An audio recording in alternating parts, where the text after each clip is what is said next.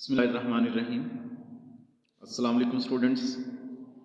This is our lecture number 9th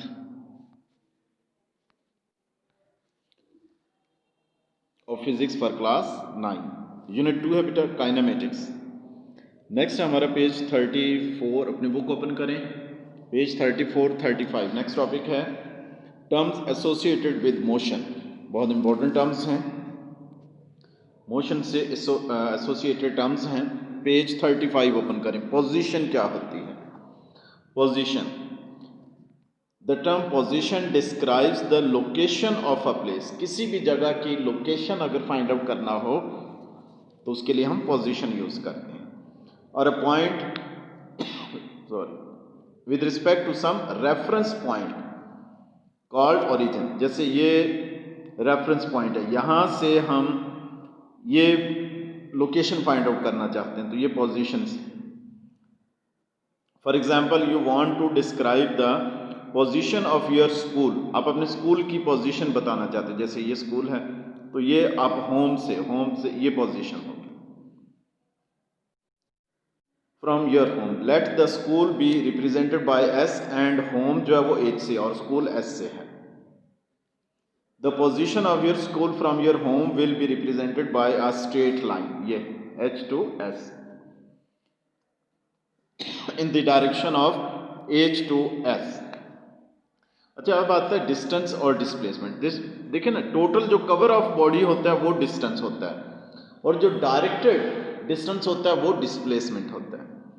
अब देखें इसकी डेफिनेशन क्या. The length of a path between 2 points. ये 2 पॉइंट्स हैं, इनके दरमियान जितनी भी जो लेंथ बनती है उसको हम डिस्टेंस कहेंगे. From 2 points is called the distance between these point. अच्छा, डिस्टेंस जो है वो स्केलर क्वांटिटी, उसके लिए वेक्टर जो है डायरेक्शन जरूरी नहीं होती. Consider the a body that move from point A to B. A से बी तक देखें डायग्राम में मूव करना चाहते हैं along the curve path. ये curve path है. join point A and B by a straight line. अगर हम इसको straight line से join कर देंगे, the straight line AB gives the distance which is the shortest between A and B. जो straight line है वो shortest distance है और इसको हम displacement कहेंगे. the shortest distance has magnitude D होगा and directed from point A to B, और इसकी direction point A से B की तरफ होगी. The shortest distance D of a particular in a particular direction is called displacement. It is a vector quantity. Displacement जो है वो vector quantity. अब इसकी definition देख लें. The displacement is the shortest distance between 2 points which has magnitude and direction. देखिए question आ सकता है differentiate between distance and displacement. तो distance scalar है और displacement vector है और उनकी आप डेफिनेशंस करते हैं. Next, speed and velocity. ये भी इसी तरह रिलेट करते हैं आप.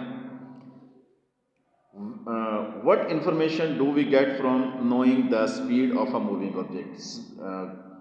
स्पीड से हमें क्या इंफॉर्मेशन मिलती है? Speed of an object is the rate at which it moving, कि किस रेट से मूव कर रहा है और कितने टाइम में कितना डिस्टेंस ट्रैवल हो रहा है. In other words, the distance move by an object in unit time is its speed है. This unit time may be a second हो सकता है, घंटा हो सकता है, डे या ईयर हो सकता है. डिस्टेंस की आप स्पीड की डेफिनेशन देख लें. The distance covered by an object. कोई भी ऑब्जेक्ट जो डिस्टेंस कवर करता है in unit time is called speed. Next page आ जाए 36. स्पीड किसके इक्वल है? Distance covered over time taken. तो अगर डिस्टेंस यहां से फाइंड आउट करें तो हो जाएगा स्पीड मल्टीप्लाई बाय टाइम. तो s डिस्टेंस से रिप्रेजेंट करते हैं, v स्पीड से और t टाइम से. The s is the distance covered by the object, v is its speed and t is the time taken by it. Distance scalar quantity है, therefore speed is also scalar है और unit इसका होगा metre पर second. अब uniform speed. Uniform speed क्या होती है? डेफिनेशन देख लें. A body has uniform speed होगी if it covers equal distances in equal interval of time. जैसे अगर हम गाड़ी में ट्रैवल कर रहे हैं और गाड़ी का जो है वो स्पीडोमीटर 100 पर ही रहता है, तो इसका मतलब है वो यूनिफॉर्म स्पीड से जा रहा है और वो चेंज नहीं होती, यानी कि एक जैसे टाइम में एक जैसा डिस्टेंस ट्रैवल करे।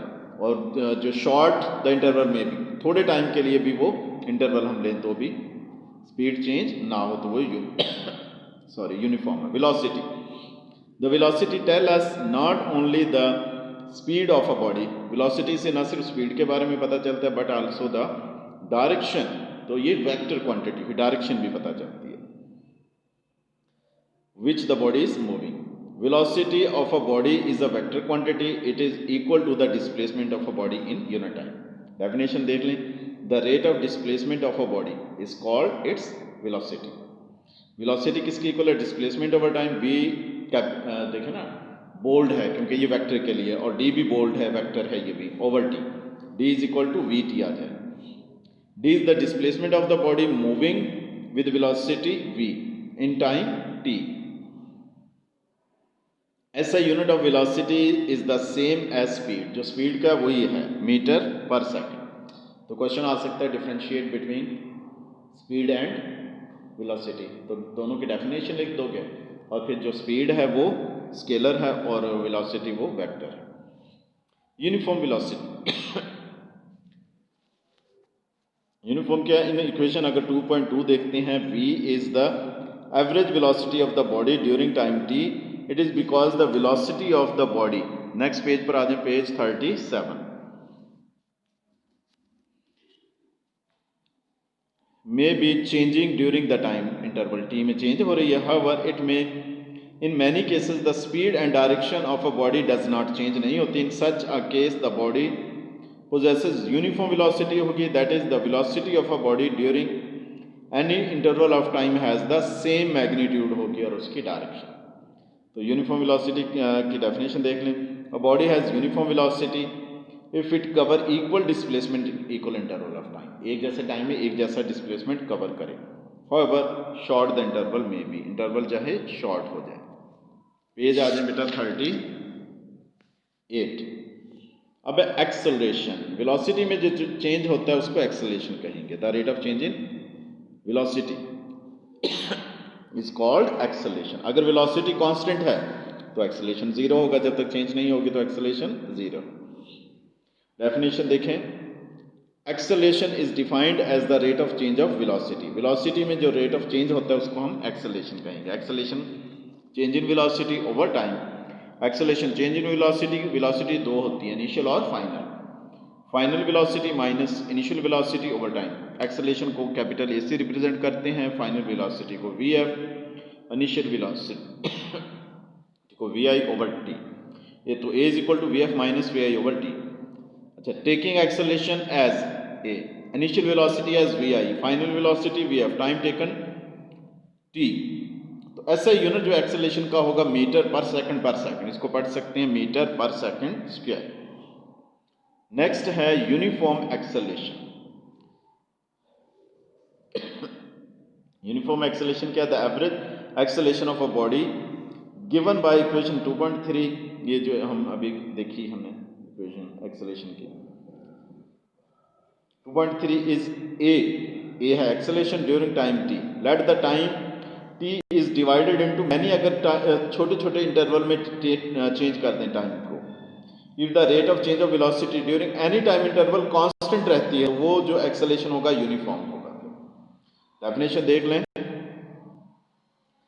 अ बॉडी हैज यूनिफॉर्म एक्सेलरेशन है किसी बॉडी में if it has equal change in velocity, change in velocity equal हो in equal interval of time, however short the interval में भी, इंटरवल जो है वो शॉर्ट भी हो सकता है। पेज बेटा 39 आ जाएं, एक्सेलरेशन, ये डिक्सेलरेशन या रिटार्डेशन इसको कहते हैं, नेगेटिव एक्सेलरेशन भी कहते हैं।